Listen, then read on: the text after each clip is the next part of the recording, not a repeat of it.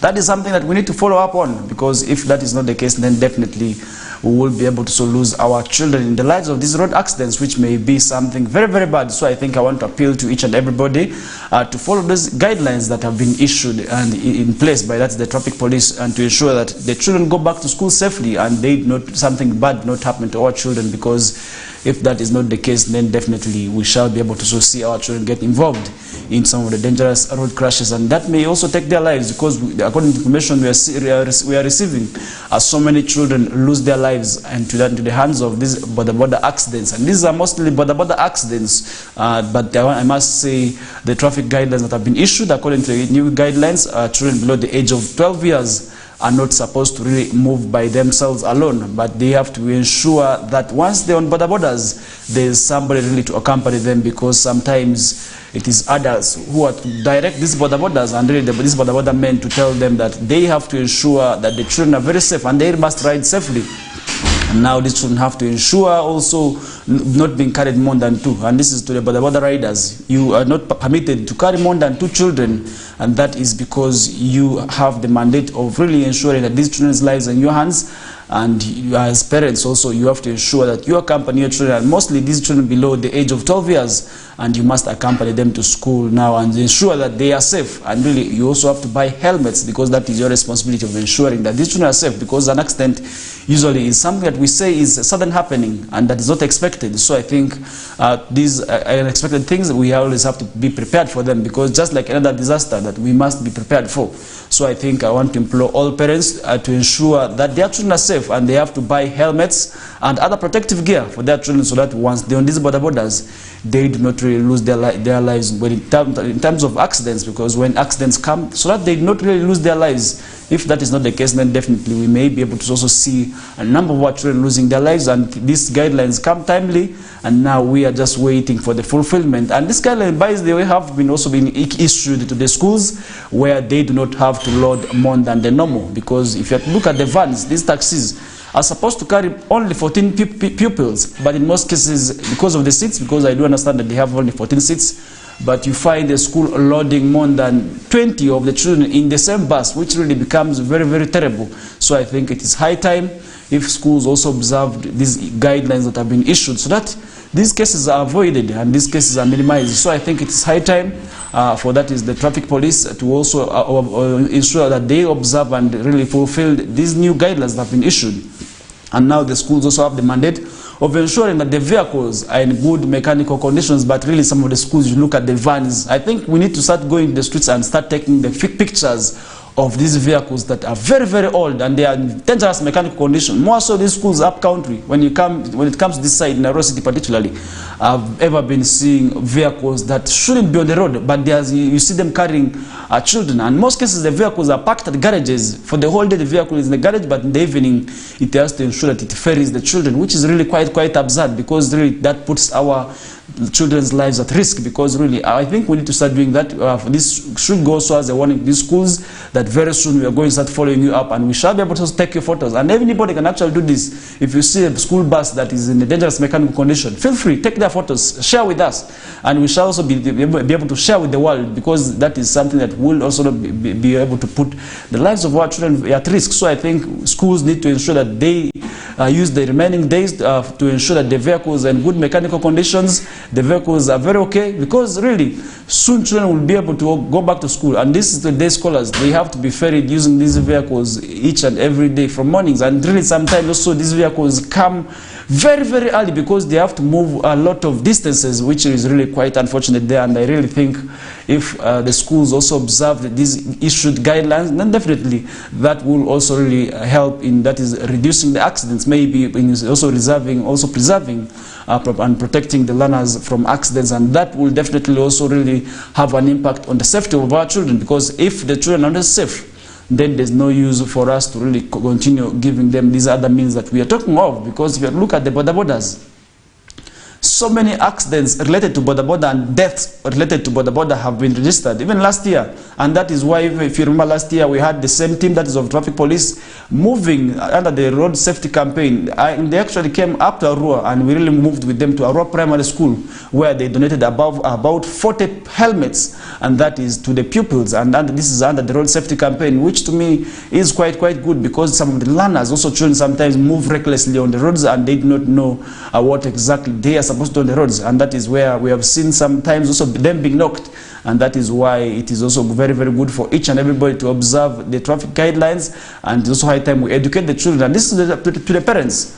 Let us ensure that we tell our children maybe of what exactly they may encounter on the roads, and what exactly they can do when they're on the roads, and that will also really protect them from the accidents. And that is where also really, I must say, Uganda Traffic Police is coming in timely, and that is something also where we need to support them, because as border riders, as the school owners, as the school directors, and as everybody who is entitled to these vehicles, to the drivers, and not forgetting the mechanics. Remember, all these children's lives are in your hands, and really any slight mistake you do will definitely really cost them, and that will also not be good, because if you really know something is not in the good mechanical condition, why do you take the risk? And the traffic police officers also, I think we need to desist tendencies of where we have been known for, and that is the corruption tendencies. I think if we do that, then definitely such vehicles will not be able to appear on the roads, because they should be impounded and taken to police garage. Last year we also did see police garage being launched, and I think this is high time. Such vehicles needed to be arrested and handed over to that department, that new garage that was opened, and services should be done from there at a cost. And that will also be maybe as a warning and to those schools that could not be able to be abiding by the laws. So I think that is something that I feel needs to be done. If it is done that way, then definitely we are going to see our children's lives being very safe on the roads, and that will also protect them, because really if that is not the case, if the children are not protected, then definitely it will be able to so cost on their lives, and that will also really have negative impact on us, because really losing your child in terms of accident is really something that is very bad. In most cases it tears families apart, because now you see families start blaming each other. It is you took this children to that school, I told you that, then take this children to this child to this school, and you refused. And really sometimes you see parents really having issues in such scenarios. So I think I want to implore and encourage everybody and every parent to ensure that these safety guidelines that have been issued by traffic police are really fulfilled, and really they shouldn't remain on paper, and they shouldn't just remain maybe in the warnings. And we expect actions now to be taken against the perpetrators, or those people who may not be able to want to abide by the laws, because really they are telling you do not carry more than 2 children. And in most cases, even if you move to Arua here, you see more than 5 children, because this boda person is one but has over 5 clients, and has to ensure that all their rights are fulfilled, and all they need to do is move from one place to another, or ferry them at once. And that is definitely something that is against the rules, and something which we must also ensure that we fulfill, because if you really know how dangerous accidents are, then definitely you should be knowing why I'm talking all this. Because really, if these borders, I do understand you want to survive, but the lives of the children are very much important than your survival. Really, you have to ensure that you protect them, because you may be saying that you are doing these things and your life also is in danger. I think this is also something that really we can't exclude and leave out. And really with that, we are going to be running for a short commercial break, and really when we turn back, we still have lots more. And this is the Kokoliriko update on West Nile Television. It comes your ways every Mondays to Fridays, and today is a Tuesday. And remember, this show starts from 7 a.m. and heads up to 9 a.m. and this is where we let you know maybe of what is happening on the various media platforms, and maybe what the discussions are holding or taking place here and there. And we also really do this to entertain and inform and educate, because really we have to ensure that all the roles of mass media are fulfilled, and this is where it only happens. But for now, really, allow me running for a short commercial break, the first one for the show, and when we return back, we shall be able to pick up with this discussion from the thank you.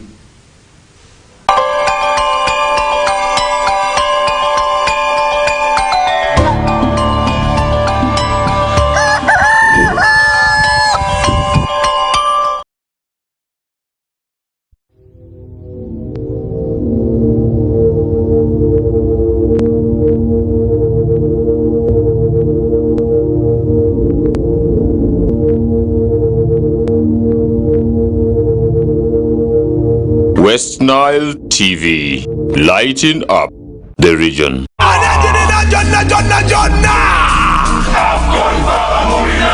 AFCON, all 52 games live only on Star Times. Star Times. Presents brings you Africa's biggest football tournament, AFCON 2023 live in English and Luganda commentary. Starting January 13, don't miss Mo Salah, Sadio Mane or Nana. Lead the hunt for gold as they take center stage. Renew your StarTimes subscription today and enjoy all 52 matches in HD live on Sports Premium and Sanyuka Prime. StarTimes, the official broadcaster of AFCON 2023. This message is powered by Techno, the official sponsor of AFCON 2023.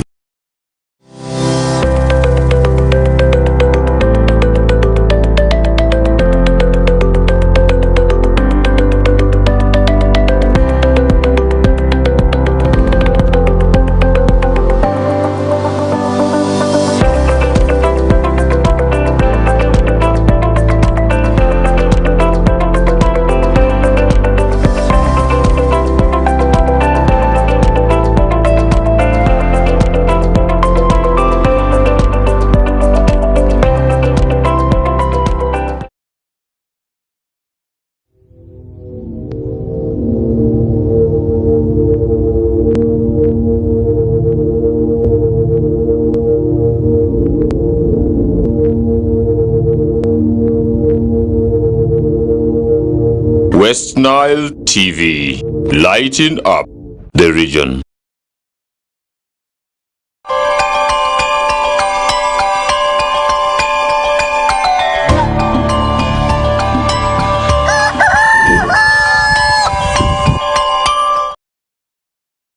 Welcome back from that short commercial break. We are still continuing with the Kokoliriko live show on West Nile TV that comes your ways every Mondays to Fridays from 7 a.m. to 9 a.m. with me, Farish Majid. And really, I must say it's a great pleasure having you on board. And this is where we shall definitely be able to also let you know of what is happening in and around your vicinities and what exactly you need to know, because this is the show that definitely will have an impact on you as an individual. And that is the reason as to why you must not miss it, because really, if you be part of the show, then definitely you will be able to be knowing of what is happening in the region. And remember, you can catch us on Zuku, that is channel 0073, and the other various streaming online platforms. And for those of you who are watching us on Facebook, we very much appreciate you.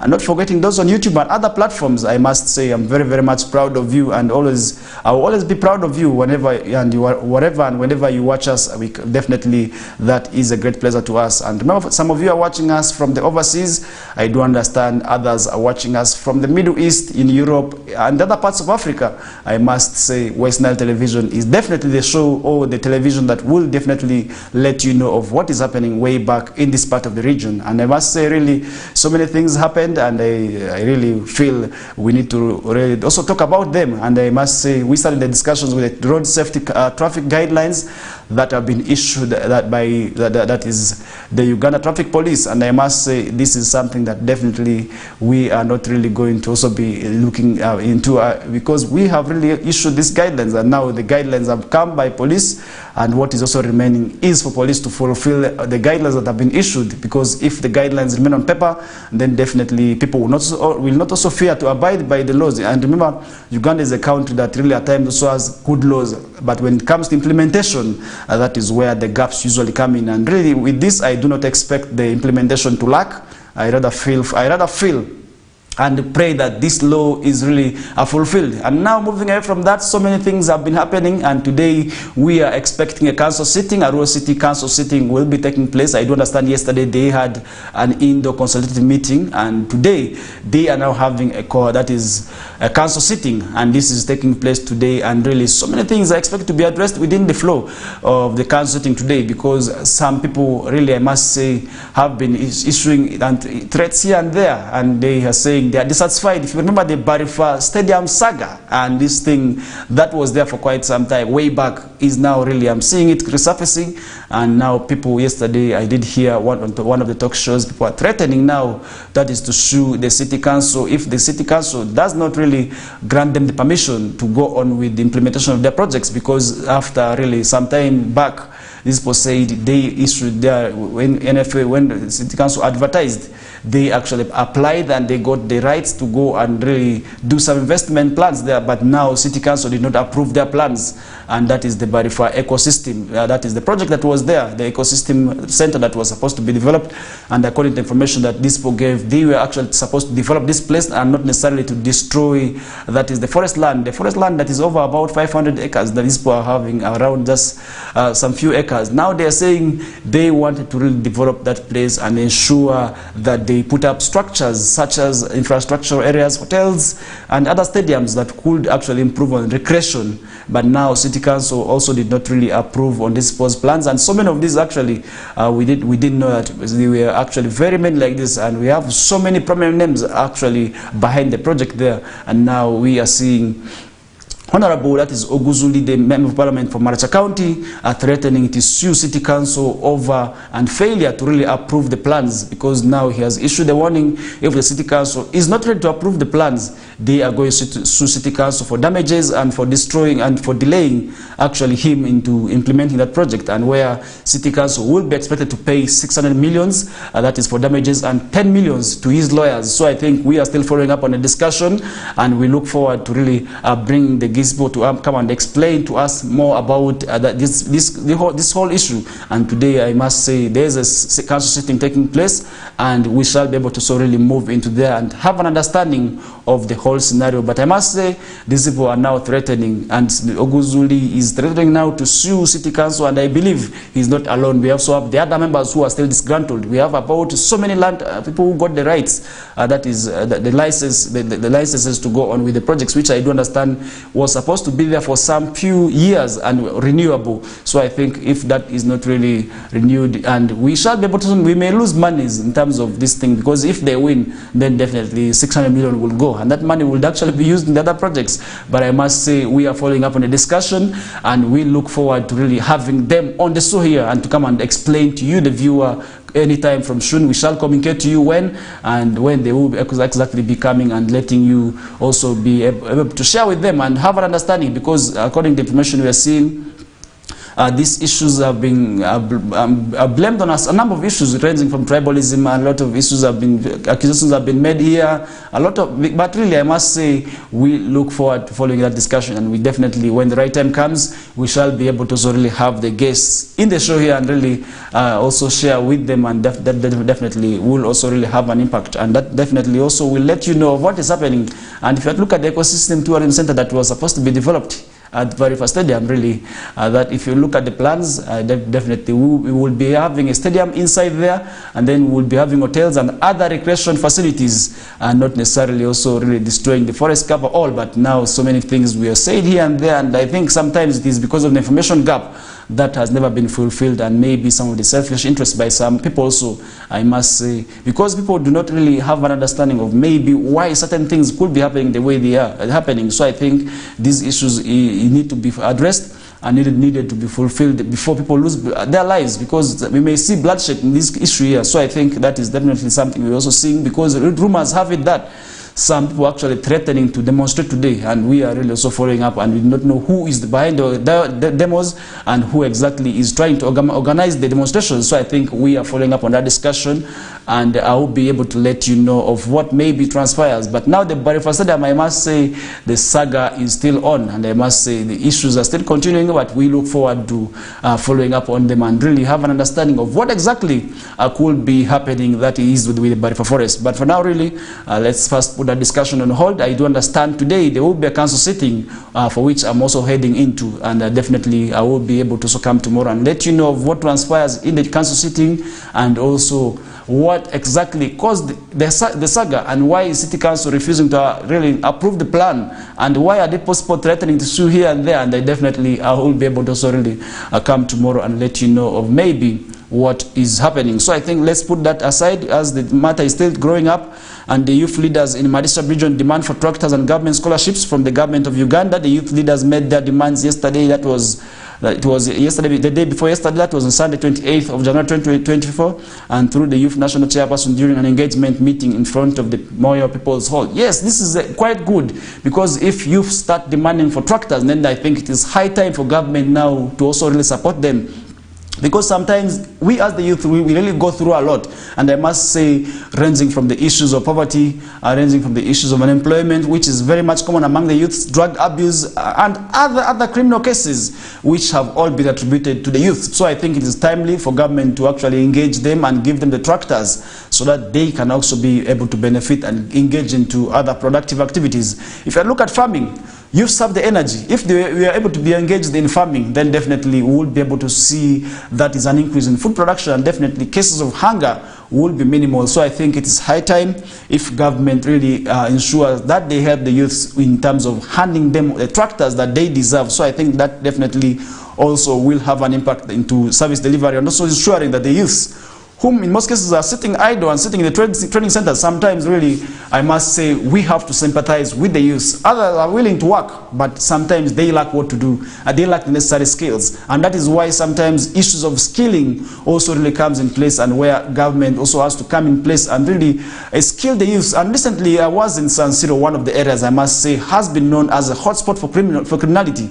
But really, when I tried interacting with them, and really I went deeper into them and asked them, could you people really desist from the criminality we are talking about? And some of them were actually able to share with us painful stories and what really led them into the criminality they're doing. Because really now they engaged in so many criminal activities, ranging from theft, drug abuse, prostitution. So many of them they are now engaged in criminality. But really, if you are ready to go deeper, and they told me, for you to understand our problems, then definitely you must come down to us and have an understanding.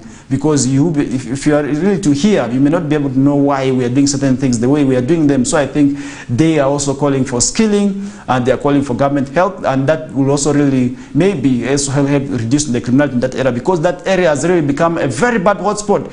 Women cannot move freely, men cannot really move freely. If you're a new face, you may not be able to move there freely, because these people are going to attack you and rob you of your property.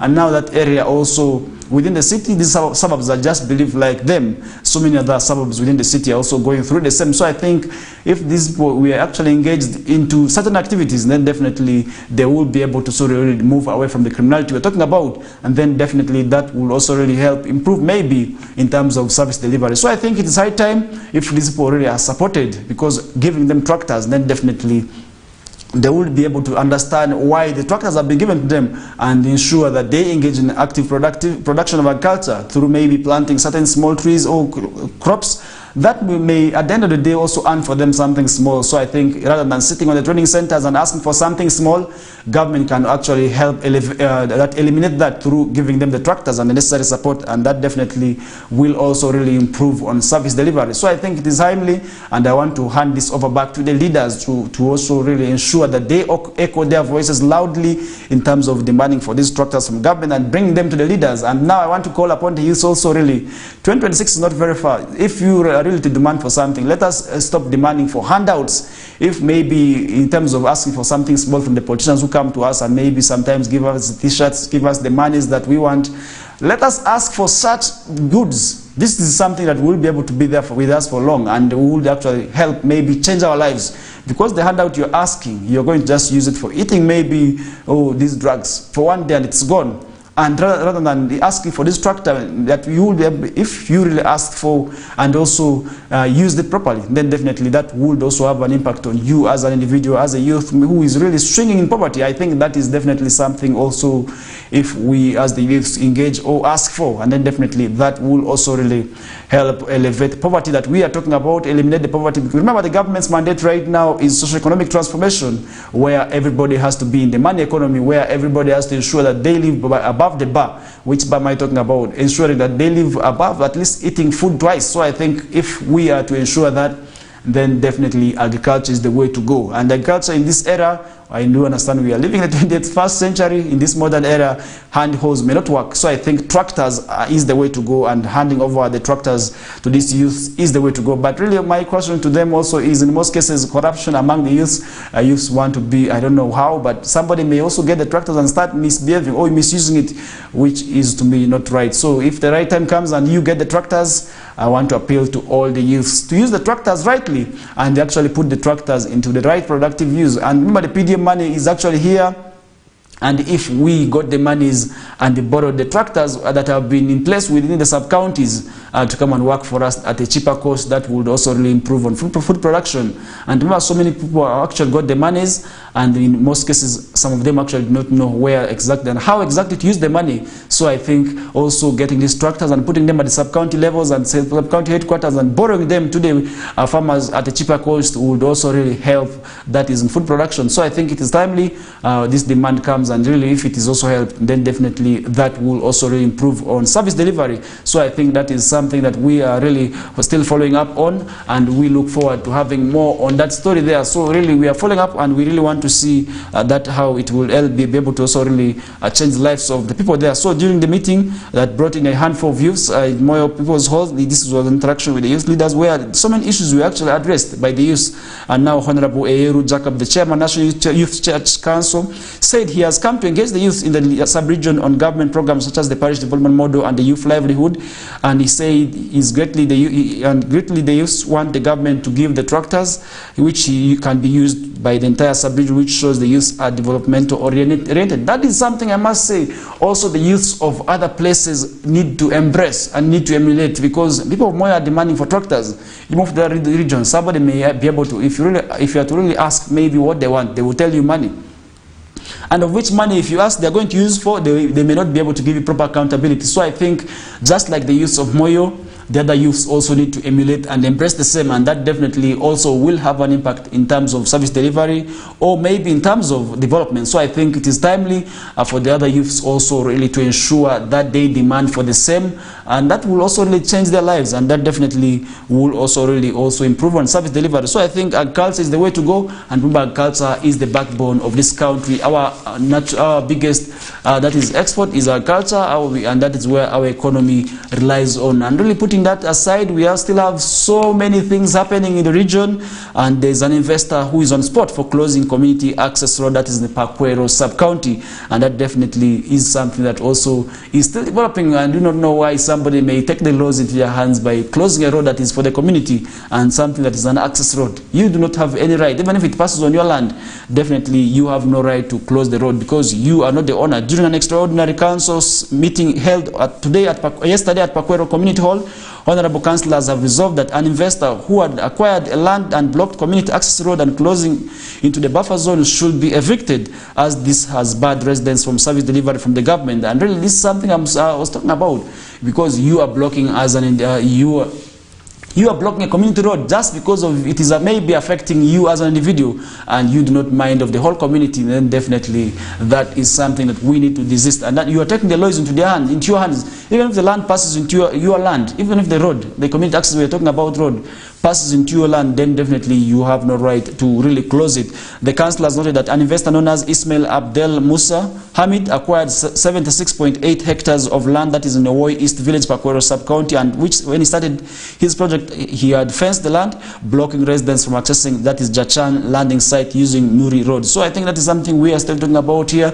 And now, while chairing the meeting, Comfort Fuachan, the council speaker, ruled that the ongoing construction works should be halted as the sub-county seeks guidance from the district leadership of Pakwach. So I think that is something also really where the guidelines of the council sitting comes in, because the council sitting definitely has a lot, because in terms of ensuring maybe how or maybe what development takes place, because they are mandated, and the council sitting can actually push you out, and definitely you have no right. So I think, according to the speaker, the investor is equally cutting down historical trees, crossing into buffer zones, causing havoc to the aquatic lives. So I think his activities are more than dangerous to the maybe to the advantages. So I think that is where the leadership of Pakwach needs to look up into the investment with two eyes, and that definitely also may be able to have a repercussion in terms of service delivery. So according to the speaker, that is something they are following up on. And during which a councillor representing persons with disability, that is in Pakwero sub-county, expressed that the investor did not follow the legal procedures to bring development, that is in Pakwero. So I think this is where maybe the gap is coming in from, because maybe he did not really maybe follow the guidelines. But what is the reason for him not to follow the guidelines? Because I do understand that before the council actually, the leaders there handing over him the rights to start developing or maybe putting up infrastructure developments here and there, he had to ensure that certain guidelines are fulfilled, and this is where the leaders had to tell me maybe of what exactly to do. And however, Godfrey Okot, the vice chairperson LC3 Council, that is Kokoliriko sub-county, apologized to the councillors for the mess in the sub-county about the land transaction. And this is where the leaders maybe were sleeping on duty, and really you had to ensure, maybe even if a tip-off, you have to engage.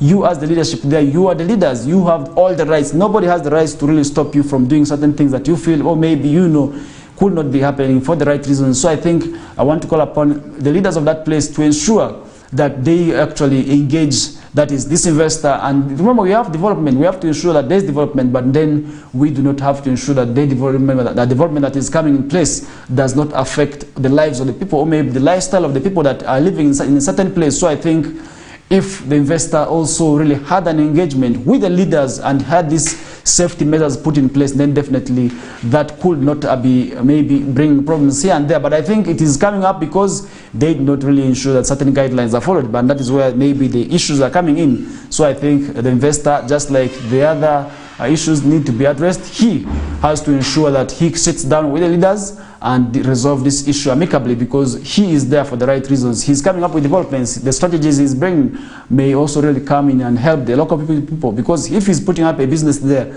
then how many people is he going to employ? That is something we need to look up for, the negative, the positive side of it all, just before we start looking at the negative aspect, maybe of him blocking the access road and cutting down the trees. If he's putting up a structure there, how many people is he going to employ? That is something we need to know. How many, and the city council sitting that is really also not being happy.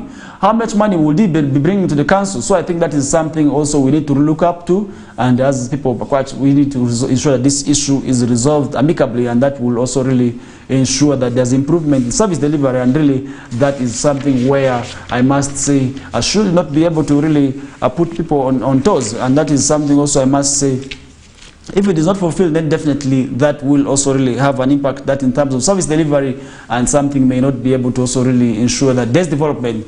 We were talking about development. Development is something that we need to ensure that takes place, because the world right now is moving at a terrible speed, and we need to also follow what the world is doing, and we really need to cope with the world. And that definitely must be the indication why we need maybe also support some of the investors. But then when investors also really come with certain projects, or certain investments that we start doubting, then definitely that leaves us with no option of pushing them out. And if you have to really remember, some of these small scale businesses are not supposed to be put up by some investors, but you see somebody comes from wherever they come from, maybe in Asia, from Asia, or maybe from Europe, but then they come here and start investing in small businesses, these small shops that maybe if the local people would be able to invest in, and then you see an investor really doing that, that definitely also causes sometimes havoc, because in most cases their prices are lower than the local persons, and then definitely that brings in competition, and of which competition also brings in challenge, and that is where wrangles we have been seeing, that is between some investors. So I think if these investors also really come with the right ideas, or maybe for ensuring the procedures that they come with are the right ones, and then definitely that will also not really bring in challenges. So remember, these areas are cosmopolitan. Most of the areas where these investors come in, these are urban settings where they have to really ensure that they put up their structures and really ensure that their businesses are put up in place, and which businesses in most cases also employ the locals, though in most cases also we see them not being able to work well with the people. So I think where we're seeing challenges of environment destruction, that is where maybe the negative areas come in. So I think it is timely where the people have to work together with these investors and ensure that they bring these issues in place. So I think that is something where I will be able to also really talk small about. So I think if people of this area supported the investor, and maybe if the investor also really abides by the laws in place, and then definitely that will also really improve and have an impact on the social and that's the peaceful coexistence that is among the locals to the leaders, and really also the investor himself. So I think that is something we need to ensure, because a business-friendly environment is one that will really attract so many investors, and it is also where the businesses will be able to progress. And really with that, we are putting the discussions with the investor or the other parts aside, and we are heading in for a short commercial break, the second one for this hour. And when we return back, we shall be able to also really ensure that we have more on the discussions. But for now, really, I want to encourage you not to move away from the dial. We are just running for a short commercial break, and when we return back, we shall be able to expand with more of the topics that we still have prepared for you. But for now, it's a short commercial break. Thank you.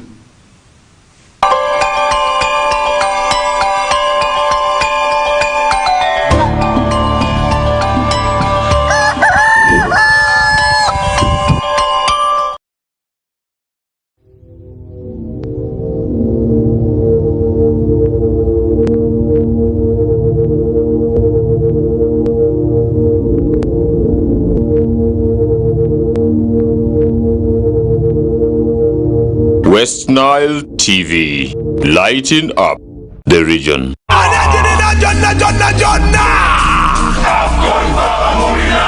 AFCON, all 52 games live only on Star Times. Star Times brings you Africa's biggest football tournament, AFCON 2023 live in English and Luganda commentary. Starting January 13, don't miss Mo Salah, Sadio Mane or Nana. Lead the hunt for gold as they take center stage. Renew your Star Times subscription today and enjoy all 52 matches in HD live on Sports Premium and Sanyuka Prime. Star Times, the official broadcaster of AFCON 2023. This message is powered by Techno, the official sponsor of AFCON 2023.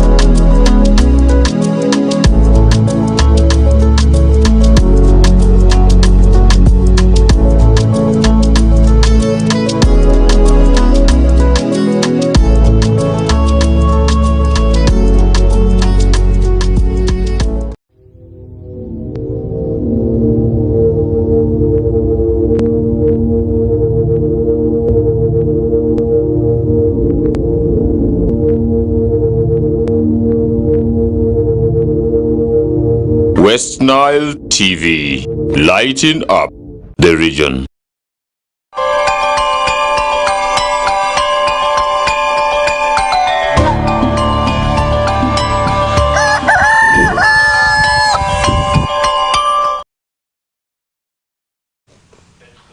All right, welcome back from that short commercial break. We are still continuing with the Kokoliriko morning updates on West Nile TV channel 0073 on Zuku and the other online platforms where you could be streaming us. We very much appreciate you and tell you we are very much proud of you. And definitely we did discuss a lot of issues in the first hour where we discussed ranging issues from, that is, the demand of tractor by the youth in Moyo, where we also did talk about something that I've invested sport and other issues. So I think definitely that is something I must say is very, very good. So I think you need to be part of the show and really appreciate also your comments and from wherever you are watching us from.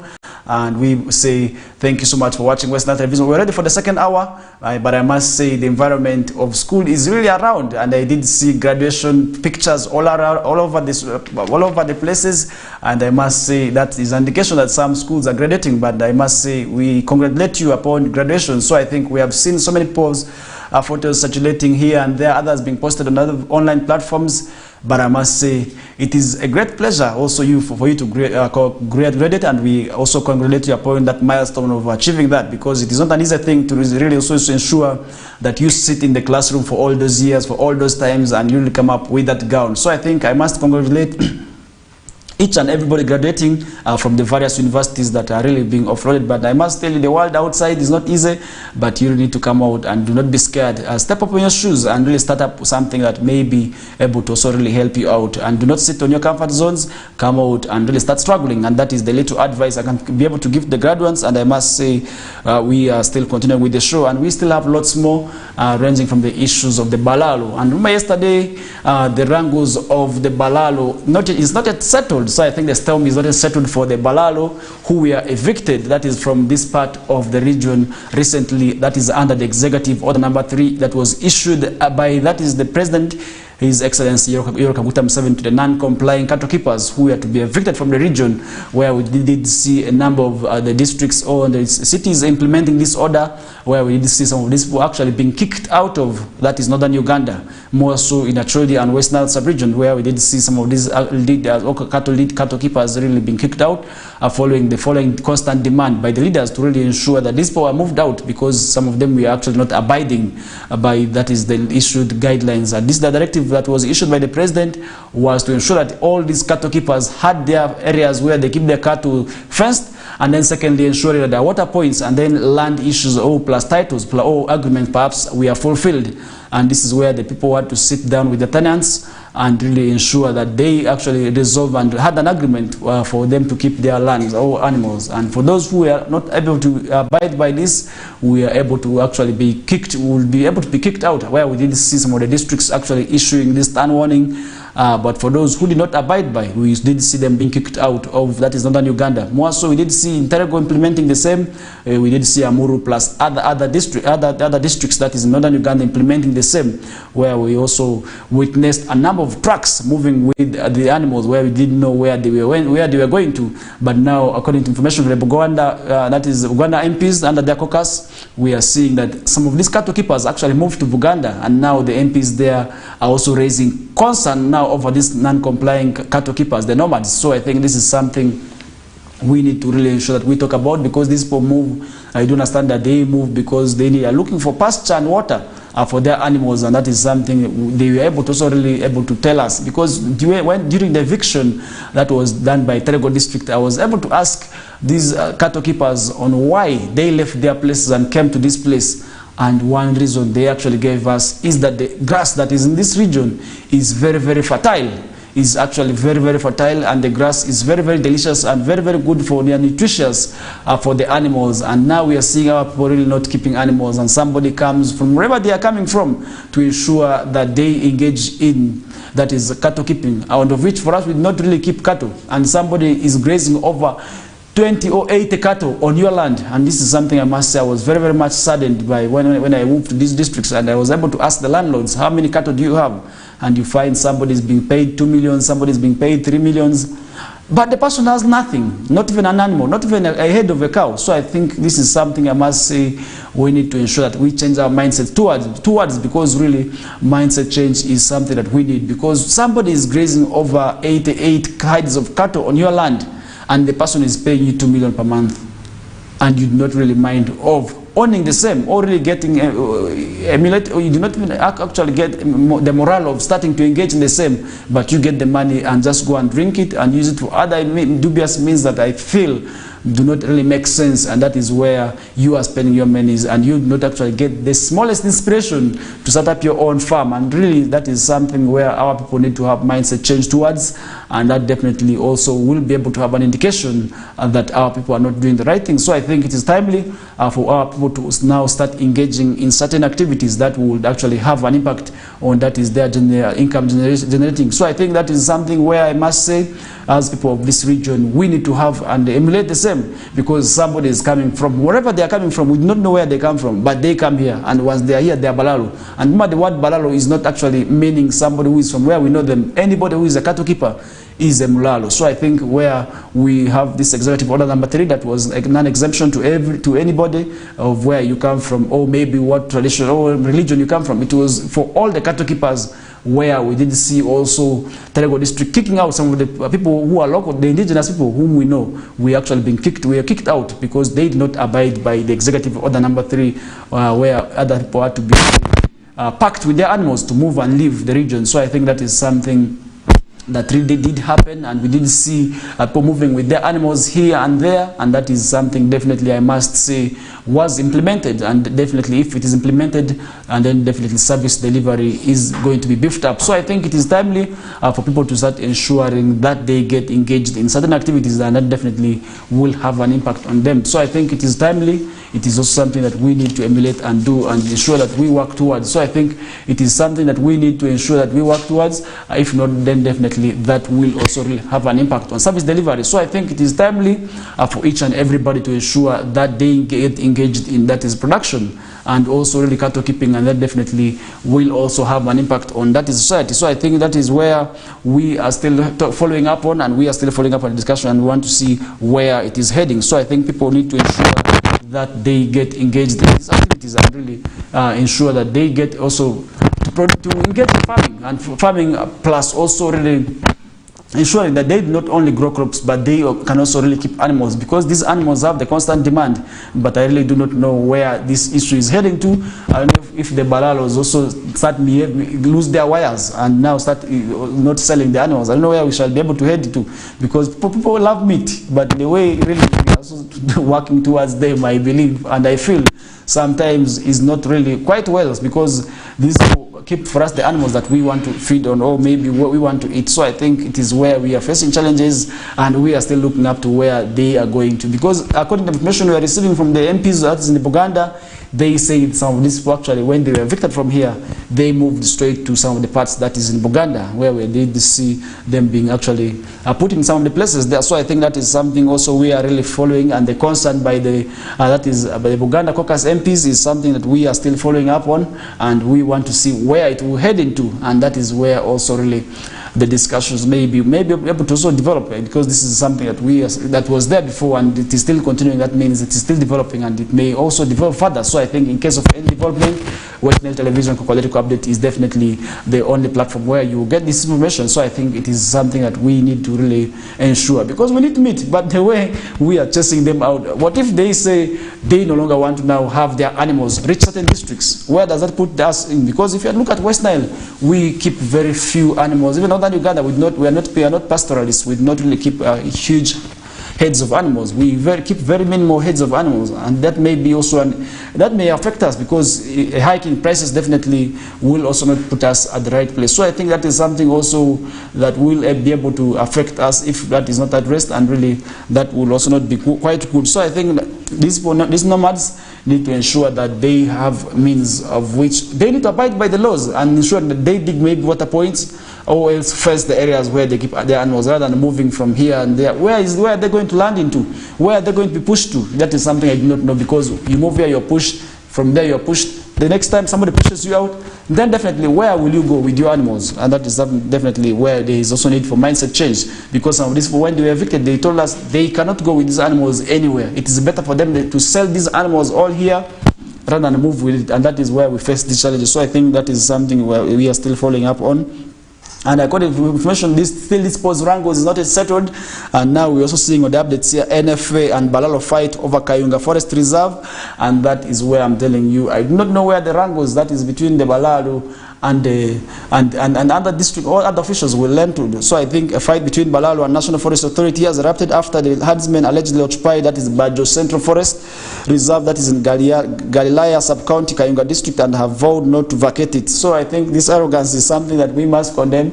Really, you are fighting with somebody who is telling you the area where you are is not right. So I think the wrangles are still not to end anytime soon, and about 800 herdsmen claim that they have been staying in the forest reserve for more than 30 years and have been paying grazing licenses to that is NFA. They are now protesting a move by NFA to evict them from the forest to pave way for the restoration of the reserve. So I think that is something also really we are seeing, and that means that these need to sit down and draw proper means. So I think last Friday, officials from the State House and Corruption Unit led by Ms. Kevin Mutwamba, that is Kayaga, the unit's senior legal advisor, convened a meeting in the reconstructed forest reserve to find a solution. So I think this thing is something also definitely we shall be able to we should be able to follow, because a forest reserve is a government land that definitely shouldn't also ensure that people settle in. So I think that is something also I must say we are yet following up on. And then the meeting was attended by, among others, Mr. Moses Karwanga, the National Resistance Movement Chairman for Kayunga District, Mr. Andrew Muonge, the Kayunga District Chairman, and Ms. Mariam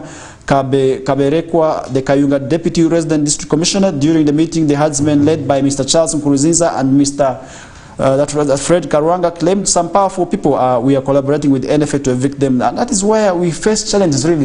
In most cases, people when they have certain issues, more so land-related issues, some people must be actually be pinned behind it. Could it be that, is it true that some people really are being pinned, because we are seeing this happening all over now? If you look at all the areas where there's a contest over these forest reserves, in most cases, some names are really being said out.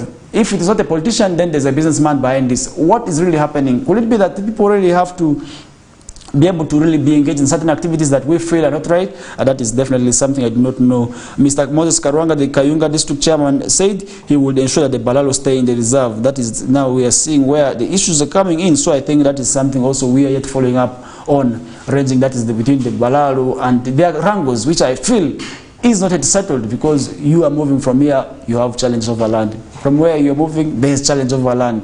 Now I want to ask myself, what is really happening to these people?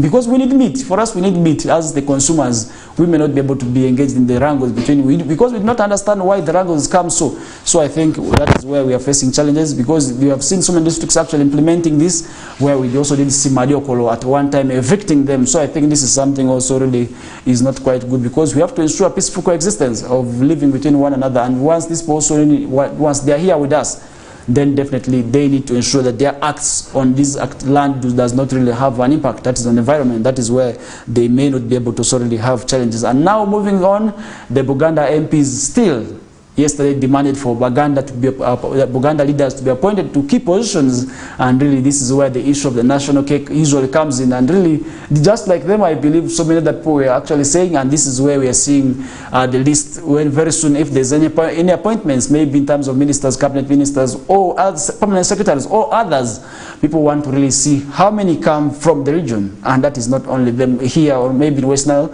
Other regions also really have to ensure that the national cake is shared, and that is where their eyes are usually on. They want to see who is appointed to what position and where this person comes from, what does it do. This is where people want to see, because they have to really ensure that they benefit from the national cake. And that is where in most cases we are seeing cases of people, once these pronouncements are made, people want to rush out to check for the names. And this is where we're also seeing them. I think about Buganda MPs are now demanding for the same, and that is where we are still following up on, and we do not know where that discussion will lead us to. And now the legislators, now moving away from that, legislators call for amendments as newly created cities face funding crisis. And really, I don't know, this is something I must say also. The newly created cities, I really feel maybe they are rushing to be created, and that is where we are seeing them grappling with issues of finances here and there. And now, as the next financial year budget for 2024/2025 considers the newly created cities and districts, political leaders in these areas express concerns over the impeding gaps that's in service delivery. Frustrated legislators who played a role in the legislation to form the new cities are now demanding amendments by the laws, citing a lack of political will to fund the operationalization of the newly established urban centers. And now we are still following up on that. Gulu City, one of the 10 towns elevated to city centers on April 28th of 2020, alongside Fort Poto, Mbale, Arua, Moroto, Jinja, Masaka, Mbale, Mbarara, Soroti, and others face a funding dilemma. So I think that is something also we are still following up on. And despite officially becoming cities on July 1st of the same year, the budget for the operationalization remains uncertain in the upcoming financial year. Patrick Lumumba, the mayor of Gulu City, remains that about the timely funding received before the city's elevation, expressing concern about potential gaps that is in service delivery. So I think the sentiment is echoed by Albert Ahebwa, that is the speaker of Fort Poto City Council, who emphasizes the need of funding to address the infrastructure challenges.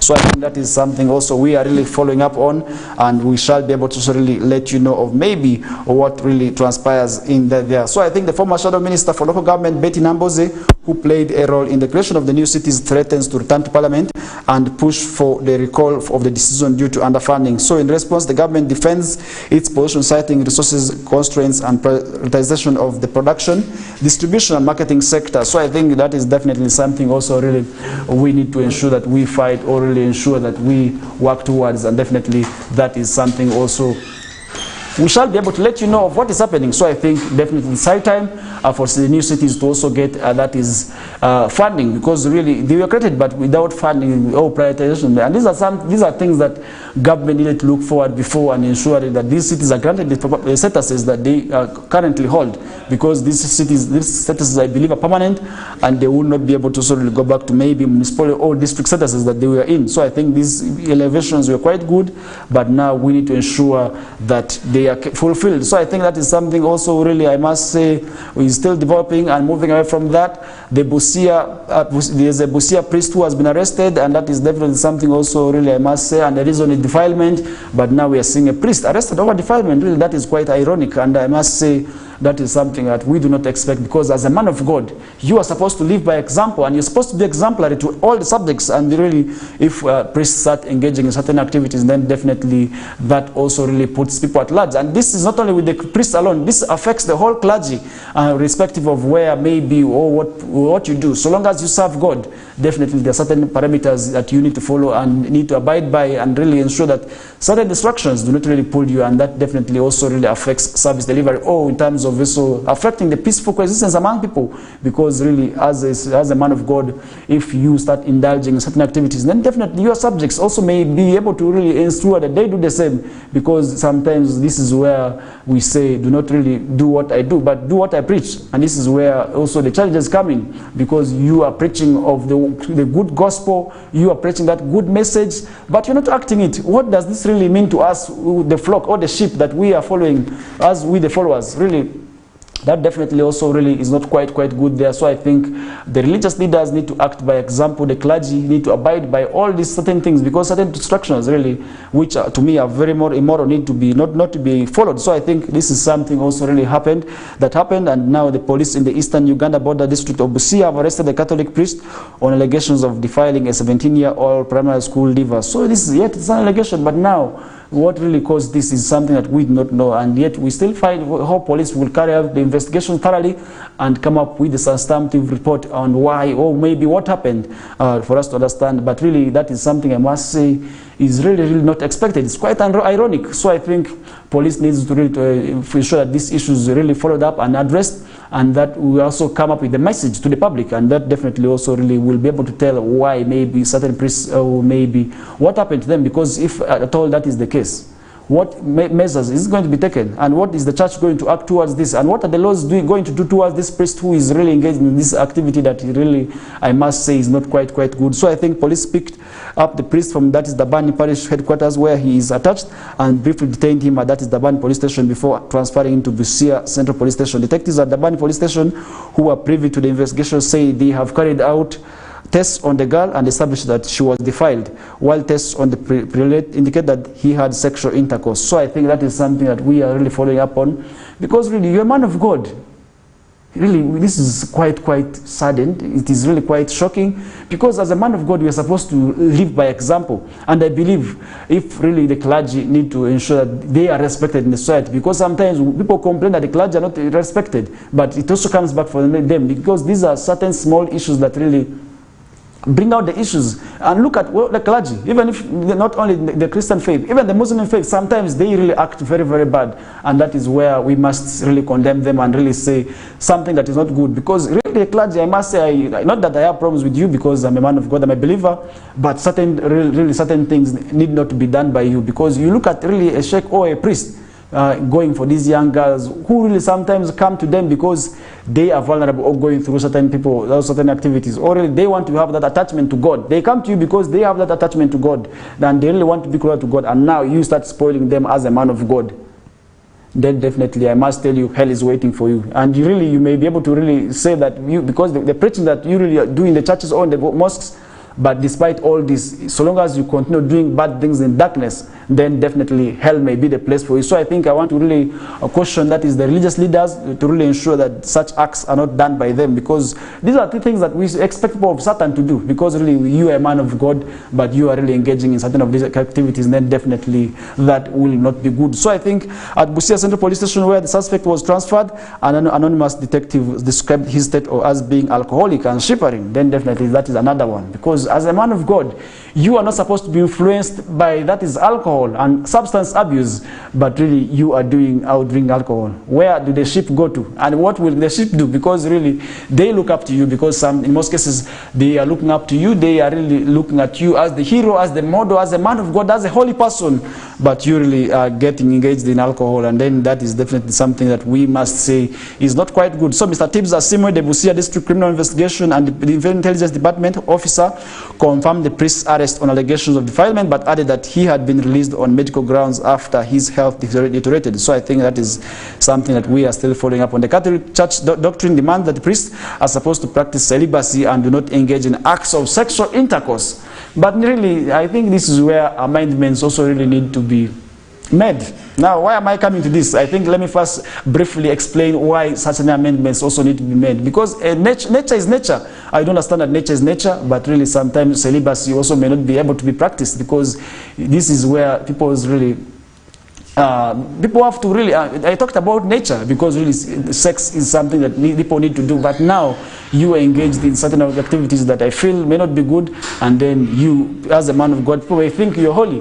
Kumbe, in dark corners, you sneak and do this and eat small, which is really quite not good. So I think if these laws also maybe the people who formulated these people who came with the religions did not really have that consideration, because really celibacy may be very, very difficult to practice, because nature is really nature. Nature sometimes demands, and that is where also really at times I sympathize with these people of God, and I say, but really because you chose that path. It is out of will, and you promise that God that you are not going to indulge in certain things, and that is where you need to abide by all these things. So I think that is where people's challenges come in.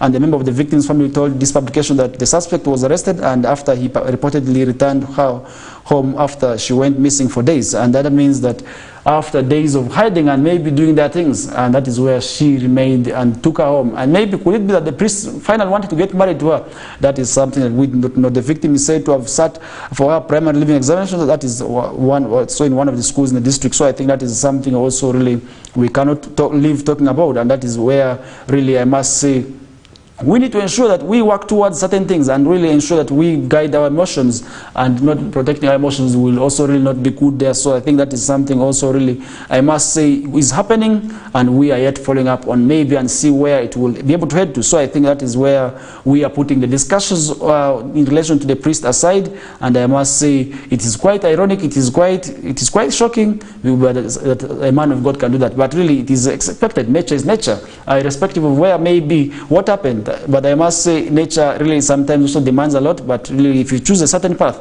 then definitely you have to really also ensure that you abide by the path you chose, and that is definitely something that will also really have an impact on you. And now moving away from that, we are also seeing another story here. Man robs his wife after shooting her in the eye with an arrow. Another shocking story, very ironic, very, very bad, and so human at the same time. And now police in Abim district are looking for a man who shot his wife in the eye with an arrow and stole, stealing 7 million from her shop. So I think this is something really we must really happen. What is happening in the world? Then definitely is a question that we should be able to ask ourselves. What is really happening in the world? Why are people doing certain things? Why are people becoming that inhuman? That is something that I do not know. We're seeing here the man on the run is Patrick Owini, alias Ochaya, a 53-year-old retired soldier who is wanted for attempting to murder his wife, that is Grace Apio, 51, with a bow and an arrow. And now the incident occurred on January 24th in the Abim West cell. Evidence gathered thus far indicates that that day Patrick Owini, a man named David Ongom, was gambling at the victim's shop, Grace Apio, where Ongom won all the money belonging to Patrick, the victim's husband. So I think it is said that out of jealousy and anger, Owini started a fight with Ongom demanding for the refund of his money, but his wife intervened. So I think that is where the challenges are coming in. The victim was rushed to, that is Abim Hospital, and later transferred to that is Lacho Hospital for further management, although she is out of danger. Reports indicate that he blinded the victim's eyes, and now after he penetrated her eyes socket and remained embedded there. So I think this is something also now somebody is becoming disabled just because of your act over money.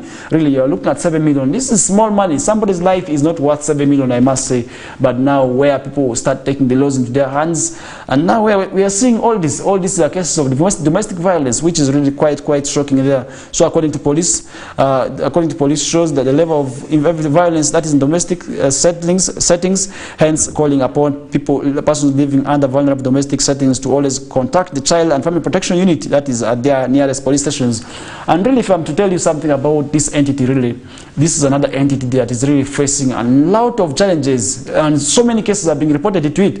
Move to Arua, look at the Child and Family Protection Unit is still grappling with challenges of infrastructure. They are operating on a uniport, and so many of these challenges are now emerging, and all these challenges had to be resolved by the Child and Family Protection Unit. And really, I must say, if you are going through that is domestic violence, you need not to sit down, and that is why we have that is the 16 days of activism in place, which is to raise awareness against that is domestic violence and other cases. So I think GBV cases, because GBV cases are quite many where domestic violence is actually one. So I think if you are going through a certain challenge, you need to open up. There are people whom you can open up to. The religious leaders are there. The political leaders are there. The police is there. And police actually has a sole entity that is responsible for addressing this. The Child and Family Protection Unit that is created by police is actually to address this. So I think if you are going through a challenge, you need not to sit down, but domestic violence still remains a great challenge, mostly in this region. I don't know why, but I think if leaders need to really ensure that this vice is brought down, then definitely they need to ensure that there is constant sensitization about people about their rights, because really sometimes women do not know their rights, but their rights abused because they are doing that ignorantly, and then definitely that also really affects them. So I think this is where we need to really ensure that these people are helped, these people go through that is the domestic violence cases, and they need to be helped, and that is also one way we could actually be able to help them. And now that is where something we are still following up on. So domestic violence remains a great challenge, and that definitely will also really have an impact that is on society. And now you need to really ensure that you play your part, because to protect yourself from domestic violence, then definitely you have a great role to in ensuring that you protect yourselves and the loved ones. So I think that is quite good and quite well for people to always abide by in terms of ensuring that their rights are held. So I think that is where also we are putting that discussion aside in relation to domestic violence, and that definitely also really tell us that we are going through a lot, and that really I want to appreciate. That is UG Vibes Brayo catching us from Odia, just like UG Vibes Odia, from Odia. You can watch us from anywhere at any time, any part of the world, and that is where the beauty of Western television. We are online. You can actually stream us anywhere in the part of the world, and you can also as well watch us from that is Zuku, and our channel number is 0073 for those of you who have the decoders. So I think you can access us at any time, and really also let us know where you are watching us from, and really that is something also really I must tell you is happening. So I think with that, really, I must appreciate you who is watching us at this hour of the morning, from wherever you are watching us, or maybe what time you started watching us from. So I must say I'm very much proud of you, and really I must appreciate whoever is watching. You can as well also share your comments with us. And remember, we are going like this up the hour, that's 9 a.m. And after 9 a.m., that is where we shall be able to really pave way for the Lubarati News team to come through and also let you know of what is happening in the world of Eolaza. And this comes in the language that you best understand, that is the Lubarati News, and where you can actually pick something. And just like Julius Batali, who is thanking us for broadcasting, and he says he loves and misses Arua, and this is great source for news, and he's hoping to learn some Lubara, and he's hoping to hear some Lubara, and also help him in learning until that is the next time he will be able to visit, that is the sub-region. Just like Julius Batali, you can actually also learn the Lubarati News through watching the news bulletin with Fete Manuel that comes your ways, that is from 9 a.m. till the hour of 10. So I think you need to ensure that you also be part of the news bulletin. That definitely will have an impact on you, and you will be able to also really learn the Lubarati, just like Batali, who is willing to learn here. So I think just like Batali, you can also really learn through a lot, because we are all over the world. You can actually watch us from any part of the world. We have people watching us overseas. We have people watching us in Europe. We have those who are catching us from Asia. We have those within East Africa, but outside Uganda, who are still watching us. And definitely that is really something I must say is happening. We even have people watching us from the Arab world, in the Middle East, parts of Saudi Arabia, parts of Qatar, and other parts. So really I must tell you, that is why you need to really ensure that you watch Western television, because this definitely will be able to really let you know what is happening in the region and outside the region. So I think with that, really, we are going to be running for a short commercial break, and when we return back, we shall be able to pick up with the conversion. But from me to you, stay tuned and do not touch that dial. Thank you.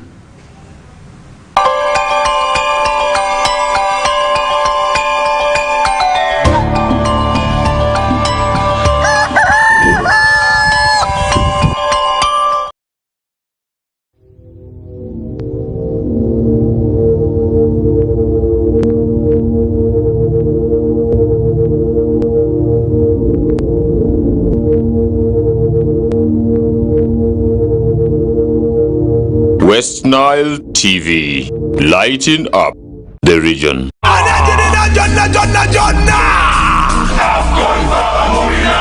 AFCON, all 52 games live only on Star Times.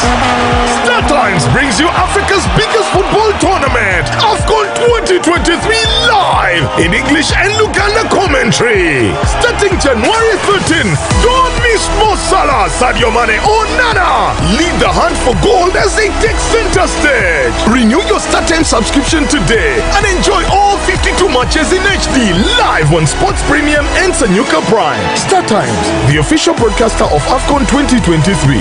This message is powered by Techno, the official sponsor of AFCON 2023.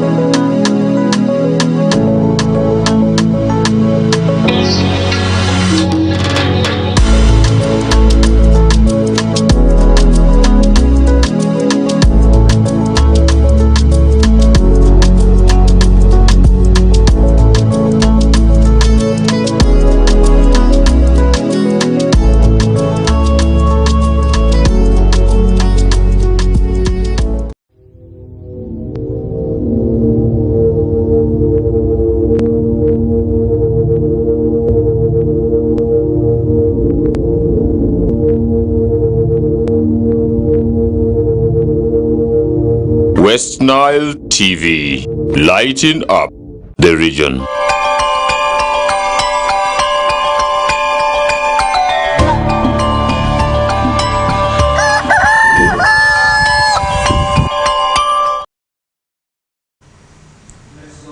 All right, welcome back from that short commercial break. We are still continuing with the Kokoliriko morning live show updates with me, Farish Majid, and it's a great pleasure having you still keeping it locked to West Nile Television. I must say I'm very, very much proud of you and really ensuring that you actually be part of the show, and that definitely will be able to also really let you know what is happening in and around the region, and not forgetting the regionals. We also really stretch as far as the national scene and internationally. So I think this is where you really need to be part of the show, and this definitely is something that you will not find anywhere but really on West Nile Television. I must say that is where the team is actually ready always to give you what is happening, and really we did discuss a lot of issues here and there as we are now rushing towards the end of the show. I must say so many things are still happening, and we do have an outbreak, the suspected outbreak of that is measles rubella, that is in Arua city, more so in the parts of that is the neighboring districts of within Uganda and Congo. So I must also tell you samples were taken, and some of these that we actually tested, and some of them tested positive. That is to the measles, a disease that attacks children. So I think we need to really ensure that when these vaccines come, we need to ensure that we take our children for these vaccines, because if measles start attacking our children, then we may be able to lose them. So I think people of that area, those ends, need to ensure that they get their children vaccinated against these vaccines. So I think this will, because it is a communicable disease that can actually spread from one place to another, and just like that, there is also an outbreak of that is cholera now in the Juman district, and really we shall be able to really come with the experts to come and explain to us what is really happening. That's those parts. We look forward to having the medical experts to come and explain to us about the measles outbreak, because the measles is really a disease that is quite dangerous. It's a bit contagious, but I must say we need to ensure that we take our children for these vaccinations, and that will also really ensure that from these diseases. So I think putting that aside, now 13 refugees have been hospitalized as cholera ravages Adjumani district.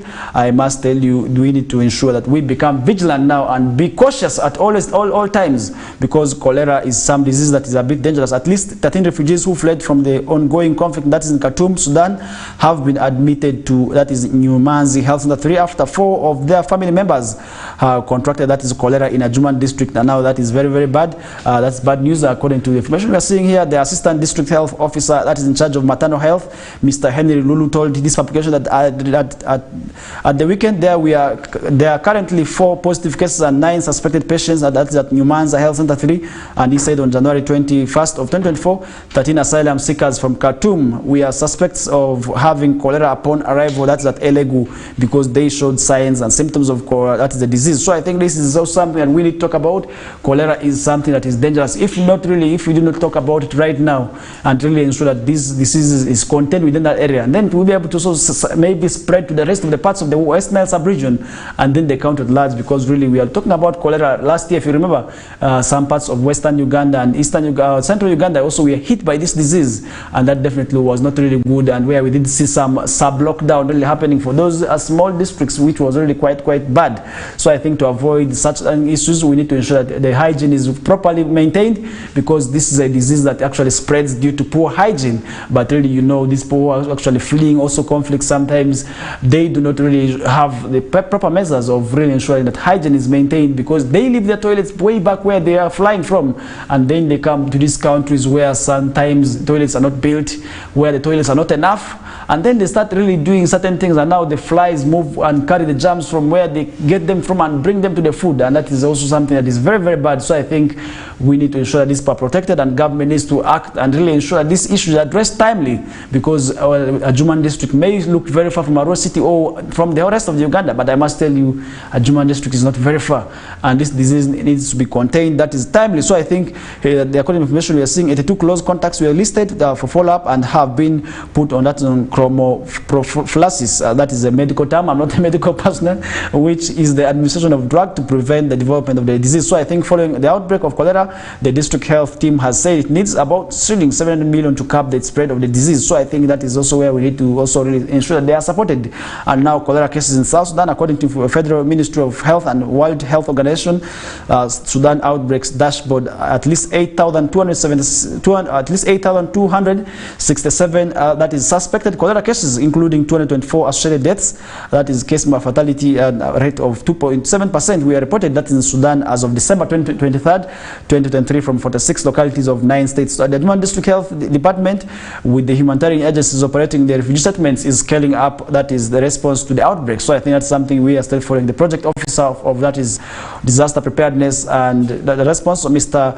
Crispin Mara said there was need to improve access to safe and clean water and hygiene in their settlements. The refugee desk officer for Adjumani District, Titus Jogo, said they are stepping up the surveillance and identifying and addressing risk factors in affected and high risk areas, especially the porous border points. Remember, this is an area that is actually very near to the borders, and the borders are actually one of those areas that actually poses risk threats to the spread of these diseases. So I think that is something also we need to ensure that we talk about. And the border points need to be manned very well. And remember the nature of our border points, they are usually not fenced and they are porous enough. And that is where we are seeing cases of smuggling. Just like smuggling, also people sneak their ways into this country. So I think if they're not really measured and tested, because the border points needed to ensure that these people are tested before they enter the country. And that is where also the spread of the disease may become very bad. And about cholera, cholera is an acute diarrheal disease that can kill within hours if left untreated. So I think this needs to be coming as a warning to the people. So there is an estimated 3.5 million, 3 to 5 million cholera cases, about 10,000 to 120 deaths due to cholera every year, and 80% of the cases can be treated with oral rehydration salts. So I think this is something that we did see when we had cholera outbreak in this region way back. That is also spread, that came in from the neighboring country and really hit us very much as part of this region. I remember when our mothers used to really give us these oral rehydration salts that most of us didn't like, but we were forced to take them because this was the only way to ensure that we are protected. So oral cholera vaccines are considered an additional means to control cholera, but should not replace conventional control measures. So I think the measures are very, very key, because really we say prevention is better than cure. This is where it comes in, because really if you protect yourselves from the disease, then definitely you will be able to so really protect yourself from the disease, which is really quite dangerous, that can kill within hours. So I think as people of this sub-region, we need to ensure that we protect ourselves from this disease, and then definitely that will also really improve on that is the cholera spread. So I think that to prevent the disease from spreading from one place to another, then definitely we need to ensure that we protect ourselves, because that is one way actually we are going to protect ourselves from. So I think that is where it is very, very much important for people to really ensure that they protect themselves from the disease, ensuring proper hygiene